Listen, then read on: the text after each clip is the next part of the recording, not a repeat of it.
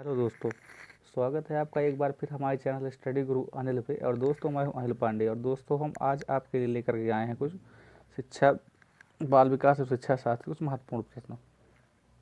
दोस्तों पहला प्रश्न क्या है, निम्नलिखित में से कौन सा अभिक्रमित अनुदेशन का सिद्धांत नहीं है। तो उसमें पहला अभ्यास का सिद्धांत, दूसरा है पुनर्बलन का सिद्धांत, तीसरा है सक्रिय अनुक्रिया का सिद्धांत, चौथा है छोटे छोटे पदों का सिद्धांत। अर्थात पूछ रहा है इनमें से कौन सा नहीं है।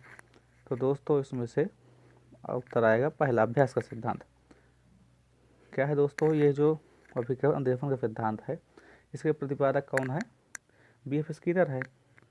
उन्होंने इसके द्वारा क्या कहा है, जिससे इन्हें बताया इसमें क्या होता है दोस्तों, इसमें विषय वस्तु को छोटे छोटे पदों में विभाजित किया जाता है और अधिगमकर्ता के साथ प्रस्तुत किया जाता है। जिससे दोस्तों क्या होता है कि वह स्वतंत्र रूप से इस पर सक्रिय अनुक्रिया करता है, जिसके परिणाम स्वरूप उसे पुनर्बलन मिलता है। इस प्रकार वह स्वयं अनुक्रिया करता हुआ आगे बढ़ता है। इस सिद्धांत को दोस्तों क्या कहते हैं, पुनर्बलन सिद्धांत भी कहते हैं, सक्रिय अनुक्रिया एवं छोटे छोटे पदों का सिद्धांत भी कहते हैं। अब दोस्तों दूसरा प्रश्न आता है, थॉर्नडाइक के उद्दीपक अनुक्रिया सिद्धांत SR थ्योरी में सीखने के प्रतिक्रिया में क्या महत्व नहीं है।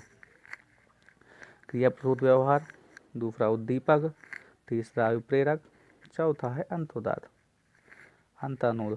तो दोस्तों जो क्रिया प्रसूत व्यवहार का सिद्धांत, क्रिया प्रसूत वर्णन का सिद्धांत है, वो तो B.F. स्किनर जी का है, अर्थात इनमें से अलग है। अर्थात उद्दीपक अनुक्रिया सिद्धांत जो दोस्तों है, इसमें किसकी किसकी आवश्यकता होती है, उद्दीपक की आवश्यकता होती है, अभिप्रेरक की होती है, अंतर्नोद की अवस्था होती है, आवश्यकता होती है। तो अर्थात इसमें से कौन सा अलग है, क्रिया प्रसूत व्यवहार, इसलिए इसका उत्तर क्या होगा, पहला। दोस्तों जो है थॉर्नडाइक के उद्दीपक अनुक्रिया सिद्धांत में सीखने की प्रक्रिया में दोस्तों क्या है, क्रिया प्रसूत व्यवहार को शामिल नहीं किया गया है। थॉर्नडाइक के उद्दीपक अनुक्रिया सिद्धांत से तात्पर्य है जिसमें क्या है दोस्तों, प्राणी किसी उद्दीपक के प्रति एक ऐच्छिक क्रिया करता है और उसका परिणाम उस पर दुखद होता है, उसका परिणाम उस पर क्या होता है, सुखद होता है, और वह धीरे धीरे उस पर उद्दीपक के प्रति वह अनुक्रिया करना सीख लेता है। दोस्तों बात करते हैं तीसरे प्रश्न की। इसमें क्या है, निम्नलिखित में से किस प्रकार के अधिगम को गेने ने अपनी अधिगम सोपानिका में सर्वाधिक निम्न स्थान पर रखा। पहला प्रत्यय अधिगम, तीसरा है श्रृंखला अधिगम, तीसरा है संकेत अधिगम, चौथा है शाब्दिक अधिगम। दोस्तों जो हुए थे प्रसिद्ध मनोवैज्ञानिक रॉबर्ट एम गेने, इन्होंने अधिगम की एक विशेष प्रकार की पदानुक्रम व्यवस्था की है। इसमें दोस्तों क्या है, इसमें समस्या समाधान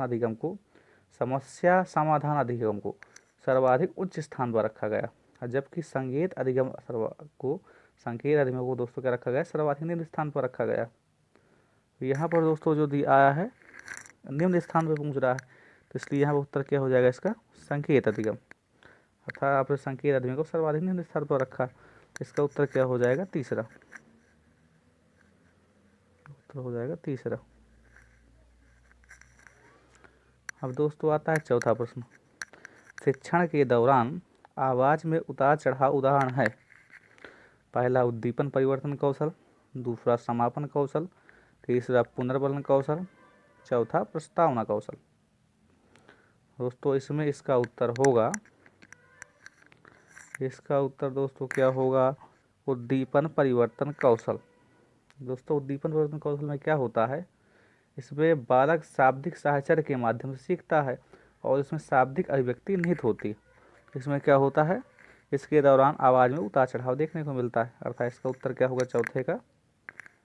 चौथे का ए। अब दोस्तों बात करते हैं पांचवें क्वेश्चन की, निम्न में से कौन सा संप्रेषण प्रक्रिया का तत्व नहीं है। दोस्तों बात करते हैं संप्रेषण प्रक्रिया की। पहला क्या दे रखा है, माध्यम, दूसरा हो गया पुनर्बलन, तीसरी हो गई प्रतिपुष्टि, चौथा हो गया अंतःक्रिया। तो दोस्तों इसका उत्तर क्या है, पुनर्बलन, क्योंकि दोस्तों संप्रेषण में पुनर्बलन की आवश्यकता नहीं होती है।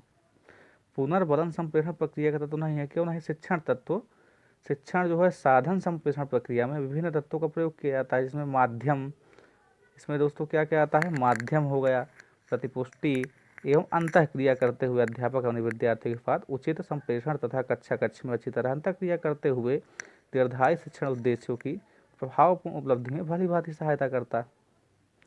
तो इसमें क्या क्या दोस्तों है, इसमें इसमें माध्यम है, प्रतिपुष्टि है और अंतःक्रिया, अर्थात इसमें दोस्तों क्या आया, क्या नहीं होना चाहिए, इसमें पुनर्बलन, अर्थात पुनर्बलन की आवश्यकता नहीं होती है।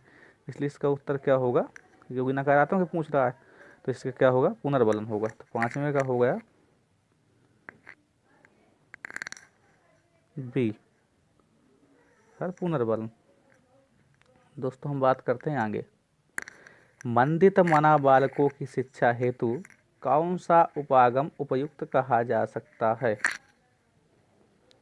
तो इसमें पहला रखा है वैयक्तिक अनुदेशन, दूसरा उच्च स्तरीय पाठचर्या, तीसरा है संवर्धन उपागम, चौथा है तृण उपागम।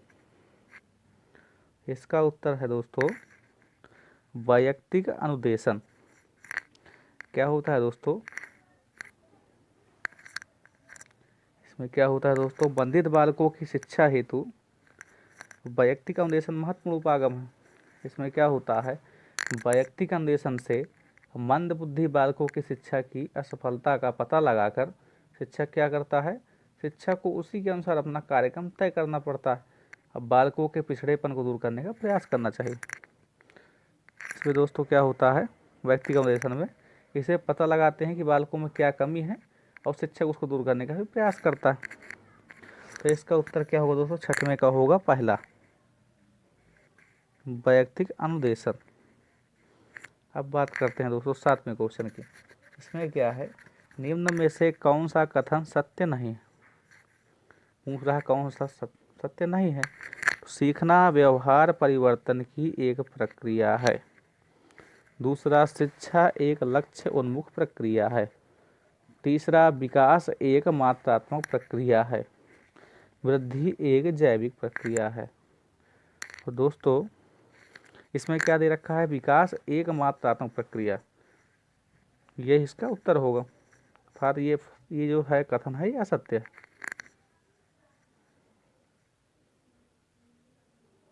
विकास एक मात्रात्मक प्रक्रिया है। दोस्तों जो विकास है एक मात्रात्मक प्रक्रिया है, ये कथन सत्य नहीं है, क्योंकि विकास जीवन पर्यंत चलने वाली प्रक्रिया है जो गर्भधारण से मृत्यु पर्यंत तक चलती है। दोस्तों विकास शब्द का प्रयोग परिमाणात्मक परिवर्तनों के साथ साथ गुणात्मक परिवर्तनों जैसे कार्य कुशलता, कार्य क्षमता, पूर्वक व्यवहार कुशलता आदि के लिए भी किया जाता है। तो विकास स्वयं में एक व्यापक शब्द है तथा वृद्धि भी विकास का ही एक भाग है। दोस्तों बात करते हैं 8वें क्वेश्चन की। दोस्तों क्षेत्र विशेष में बालक की विशिष्ट योग्यता तथा विशिष्ट क्षमता को क्या कहते हैं, मूल्य, अभिक्षमता, रुचि, अभिप्रेरणा। दोस्तों क्या है, अभिक्षमता। इसका क्या दोस्तों दूसरा सही होगा। किसी क्षेत्र विशेष में बालक की विशिष्ट योग्यता दोस्तों क्या कहलाता है, विशिष्ट क्षमता अभिक्षमता कहलाती है। अभिक्षमता दोस्तों दो प्रकार की होती है, एक शारीरिक होती है, एक मानसिक होती है। अब बात करते हैं 9वें की। ब्रूनर की प्रतिबिंबात्मक अवस्था पियाजे के संज्ञानात्मक विकास की किस अवस्था से मिलती जुलती है। पहला है दोस्तों औपचारिक संक्रियात्मक अवस्था, दूसरा है संवेगात्मक अवस्था, तीसरा है मूर्त संक्रियात्मक अवस्था, चौथी है पूर्व संक्रियात्मक अवस्था।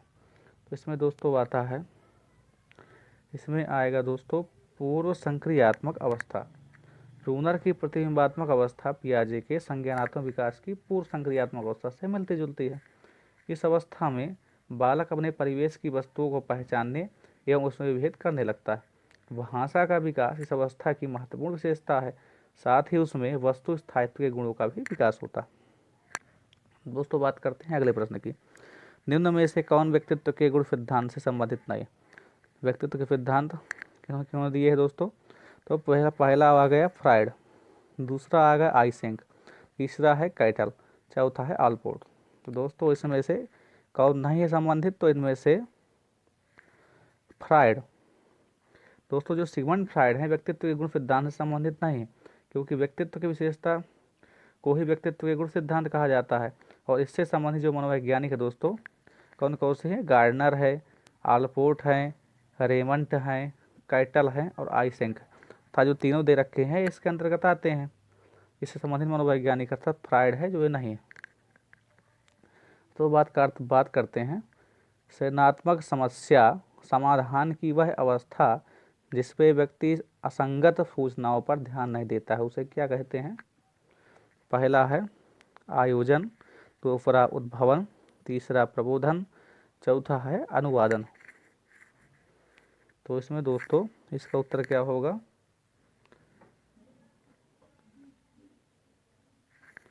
इसमें दोस्तों आपका उत्तर होगा उद्भवन अर्थात बी। सृजनात्मक समस्या समाधान की वह अवस्था है जिसमें व्यक्ति असंगत सूचनाओं पर ध्यान नहीं देता है, वो क्या कहलाता है? उद्भवन कहलाता है। तो इसका क्या होगा दोस्तों? 11 का बी, उद्भवन। दोस्तों बात करते हैं अगले प्रश्न की। बोली जाने वाली भाषा की सबसे छोटी इकाई क्या है? भाषा की सबसे छोटी इकाई दोस्तों क्या है? अर्थ विज्ञान, वाक्य विन्यास, ध्वनि ग्राम, रूप ग्राम। दोस्तों बात करते हैं छोटी इकाई की, तो वो है दोस्तों ध्वनि। जो ध्वनि है ये भाषा की सबसे छोटी इकाई होती है।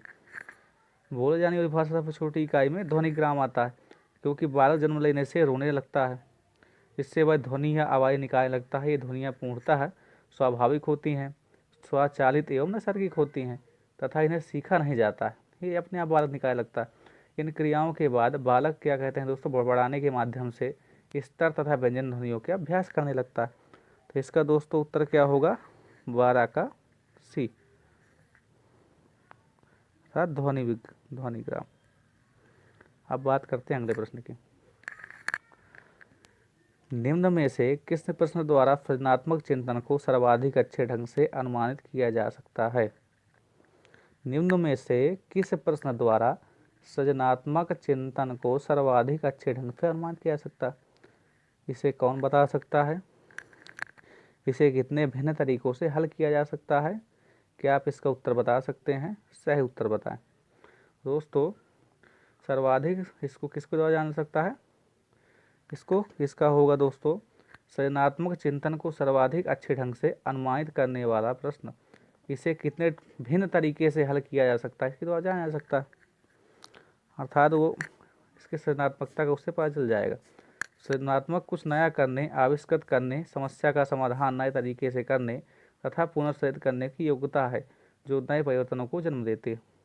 अर्थात इसे कितने भिन्न तरीकों से हल किया जा सकता है, इसके द्वारा आप उसके सृजनात्मक चिंतन को सर्वाधिक अच्छे ढंग से अनुमानित किया जा सकता है। इसका होगा दोस्तों उत्तर बी।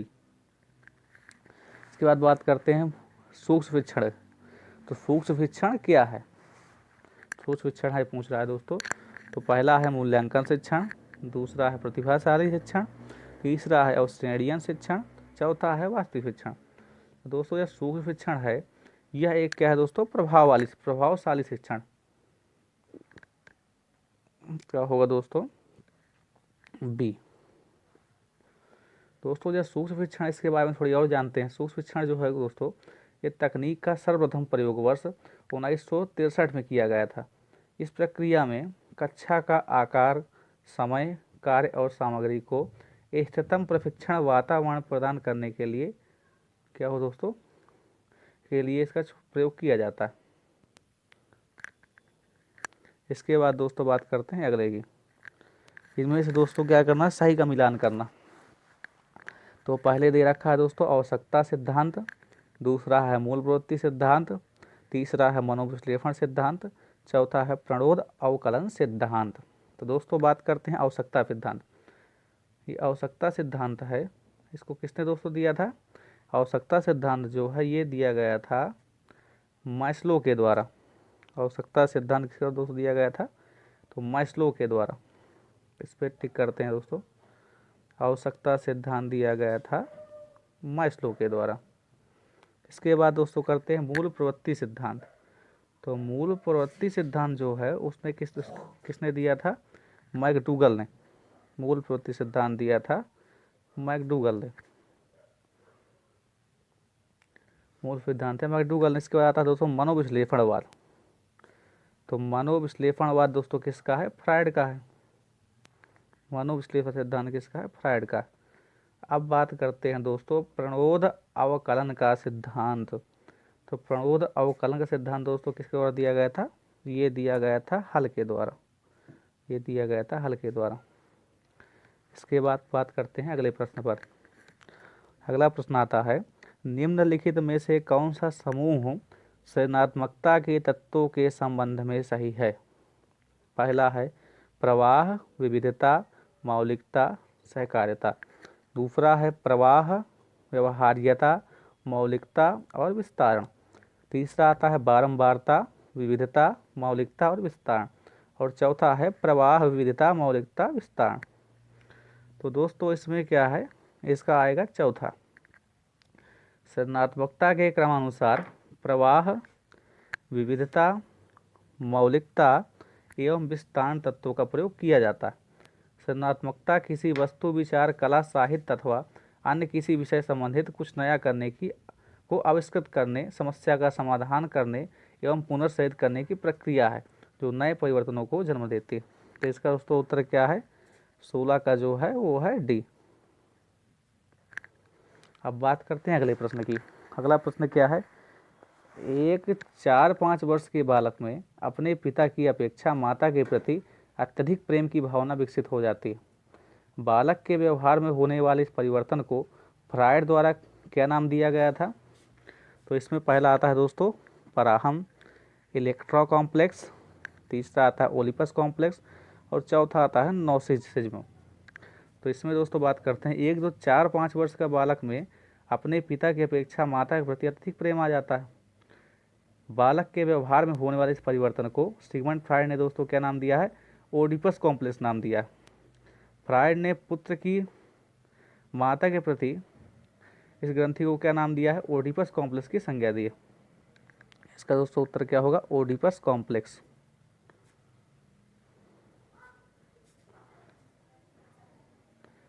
और यदि यही दोस्तों क्वेश्चन उल्टा पूछ लेता है कि जो लड़कियां होती हैं उनका अपने पिता के प्रति जो प्रेम होता है वो उसको, उस ग्रंथि को उन्होंने क्या नाम दिया था? इलेक्ट्रा। और लड़कों में कौन सी पाई जाती है दोस्तों? ओडिपस कॉम्प्लेक्स पाई जाती है। इसके बाद बात करते हैं दोस्तों अगले प्रश्न पर। निम्नलिखित में से कौन सा नियम थॉर्नडाइक के सीखने के गौण नियमों में शामिल नहीं है? देखते हैं दोस्तों कौन कौन सा दे रखा है। सादृश्यता का नियम, क्रिया प्रतिबिंबात्मक का नियम, आंशिक क्रिया का नियम, बहुप्रतिक्रिया का नियम। दोस्तों इसमें जो है क्रिया प्रतिक्रिया का नियम जो है थॉर्नडाइक के सीखने के गौण नियमों में शामिल नहीं है। क्रिया प्रतिक्रिया का नियम, इसका उत्तर क्या होगा? 18 का होगा बी। प्रसिद्ध जो मनोवैज्ञानिक दोस्तों थे थॉर्नडाइक, इन्होंने क्या दिया? सीखने के कुछ नियम बताए हैं। इसमें से कुछ क्या है दोस्तों? मुख्य नियम है, कुछ गौण नियम। उन्होंने 3 मुख्य नियम बताए थे और 5 गौण नियमों को उल्लेख किया था। तो मुख्य नियम में दोस्तों कौन करते? तत्परता का नियम, अभ्यास का नियम, प्रभाव का नियम। और गौण नियमों की जो बात करते हैं उनमें क्या आता है? मनोवृत्ति का नियम, बहुअनुक्रिया का नियम, आंशिक क्रिया का नियम और अनुरूपता का नियम एवं संबंधित परिवर्तन का नियम। तो क्रिया प्रतिक्रिया का नियम इसके अंतर्गत नहीं आता है। दोस्तों बात करते हैं अगले प्रश्न की। इसमें क्या है? स्कूटर चलाने वाले व्यक्ति द्वारा कार चलाना सीखते समय उसके पूर्व अनुभवों का सहायक होना किस बात के अधिगम अंतरण का उदाहरण है? पहला दोस्तों क्या दे रखा है? क्षैतिज अंतरण। दूसरा दे रखा है द्विपार्श्विक अंतरण और तीसरा है ऊर्ध्व अंतरण और चौथा है धनात्मक अंतरण। तो दोस्तों स्कूटर चलाने वाले व्यक्ति द्वारा कार चलाना सीखते समय उसके पूर्व अनुभवों का सहायक होना ऊर्ध्व अंतरण सीखने का स्थानांतरण अथवा पूर्व अनुभव का प्रयोग नए अधिगम में प्रयोग को दर्शाता है। तो अर्थात उसका दोस्तों इसमें क्या इसका उत्तर आएगा? इसका आएगा सी, ऊर्ध्व अंतरण सीखने का जो उसका स्थानांतरण। तो इसका उत्तर होगा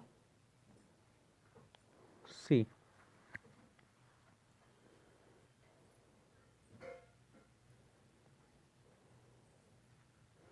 के बाद बात करते हैं अगले प्रश्न की। संप्रेषण संबंधी अक्षमता को क्या कहते हैं? तो पहला है डिस्फेसिया, दूसरा है डिस्कैलकुलिया, तीसरा है डिसलेक्सिया और फिर चौथा है डिस्माफिया।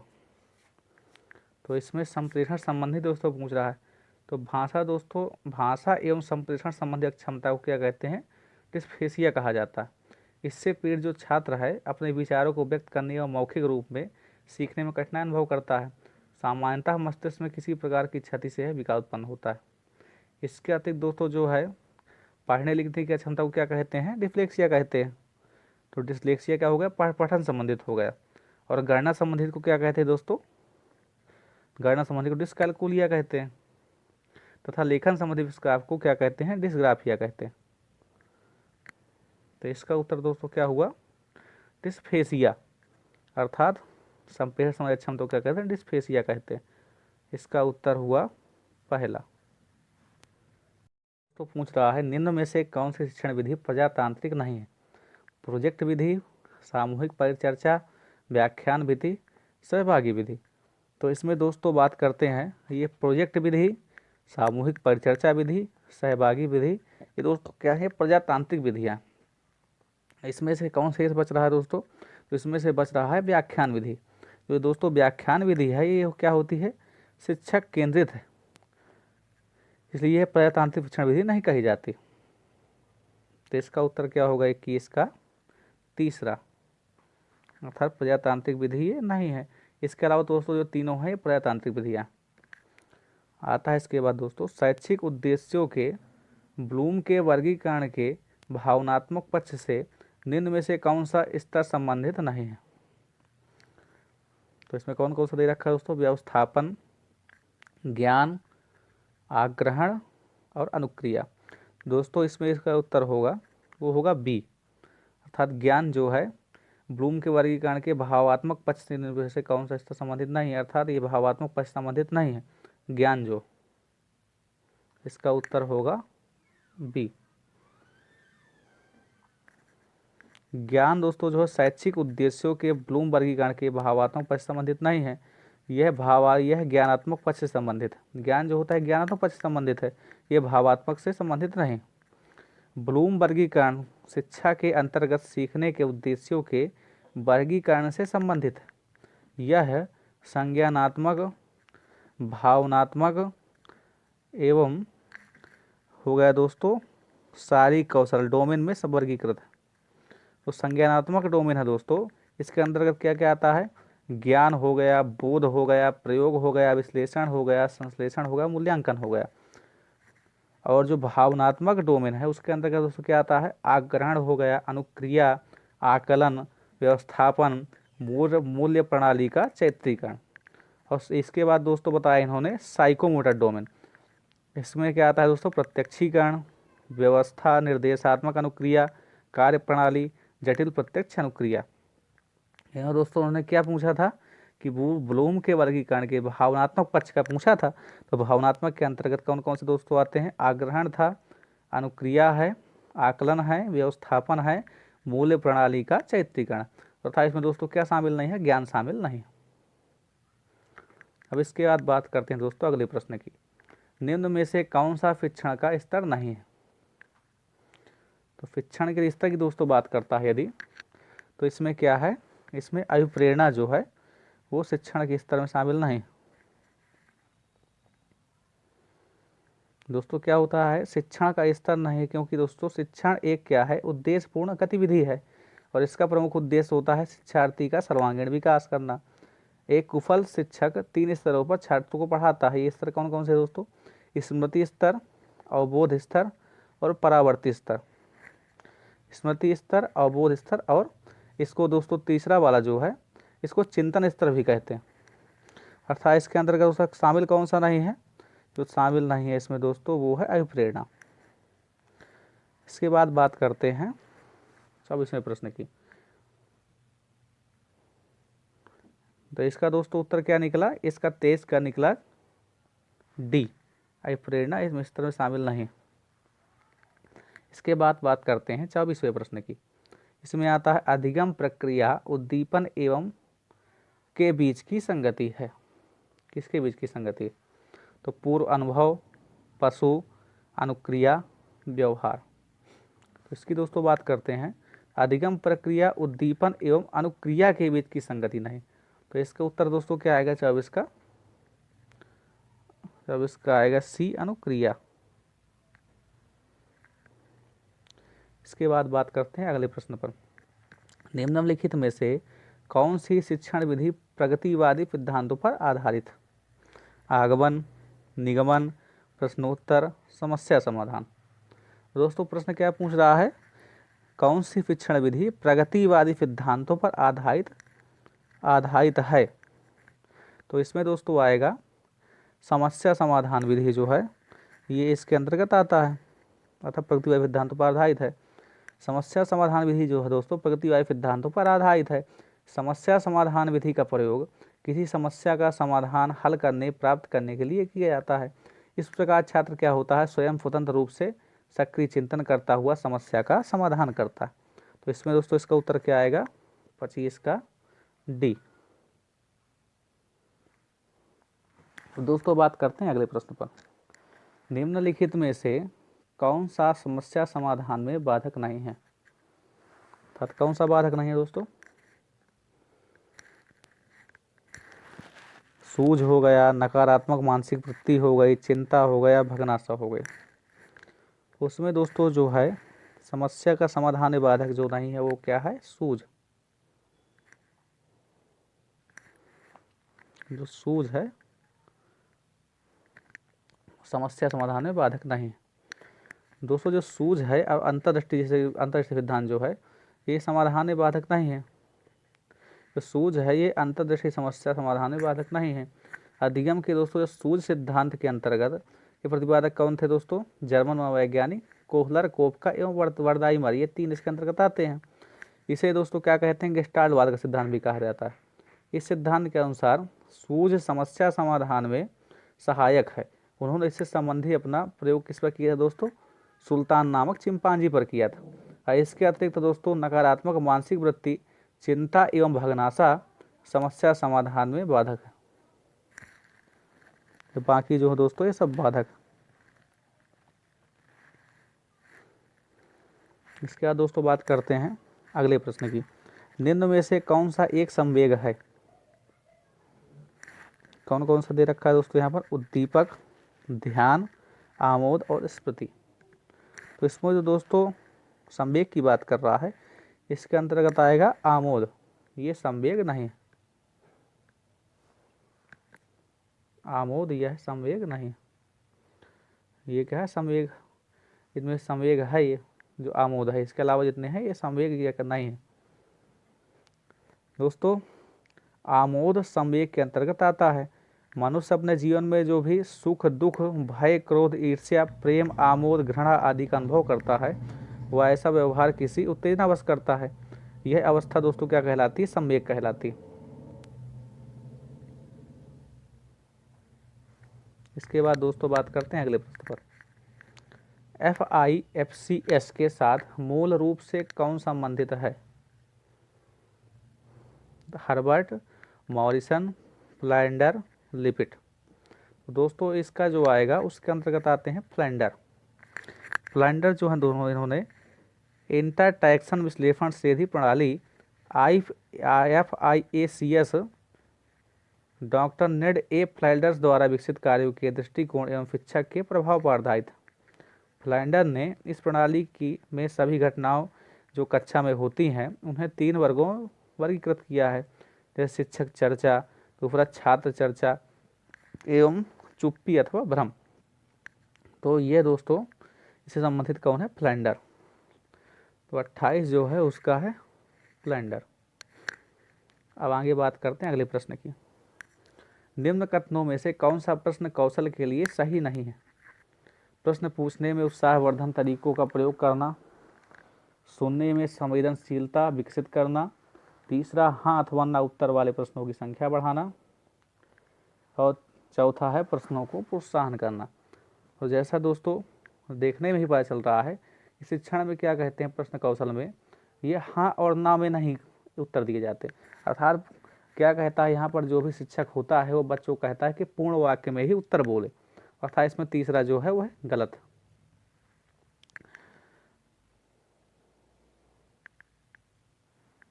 तो इसका उत्तर दोस्तों होगा तीसरा। अब दोस्तों बात करते हैं अंतिम प्रश्न की। निम्न में से कौन सा व्यक्तित्व मापन की प्रक्षेपी तकनीकी है? पहला साक्षात्कार, दूसरा अवलोकन, तीसरा है निर्धारण मापनी, चौथा है प्रासंगिक अंतर्बोध परीक्षण। इसमें दोस्तों जो है प्रासंगिक अंतर्बोध परीक्षण यह व्यक्तित्व मापन की प्रक्षेपी तकनीकी नहीं, तो इसका उत्तर क्या होगा? डी। दोस्तों जो प्रक्षेपण विधियां हैं फिर उनके आशय क्या है? अचेतन मन में दबे संवेगों, भावनाओं आदि को व्यवहार के माध्यम से बाहर निकालना। अतः प्रक्षेपी विधियों के माध्यम से मानव में छिपे व्यवहारों का अध्ययन किया जाता है तथा उन्हें बाहर निकाला जाता है। अन्य प्रमुख प्रक्षेपी विधियां हैं रोडसा स्याही धब्बा परीक्षण, दूसरा है वाक्य पूर्ति परीक्षण एवं रोजनविग पीएफ परीक्षण आदि। जबकि दोस्तों जो है साक्षात्कार है, अवलोकन एवं निर्धारण मापनी सामान्य व्यक्तित्व मापन तकनीकी, ये व्यक्तित्व मापन तकनीकी है। और जबकि ये प्रासंगिक अंतर्बोध परीक्षण जो दोस्तों ये प्रक्षेपी तकनीकी है व्यक्तित्व मापन की। दोस्तों कमेंट के माध्यम से जरूर बताइएगा कि आपको यह प्रश्नोत्तरों की ये सारणी कैसी लगी, एवं इसी प्रकार के शिक्षा संबंधी वीडियो पाने के लिए हमारे चैनल स्टडी गुरु को सब्सक्राइब करिए। धन्यवाद।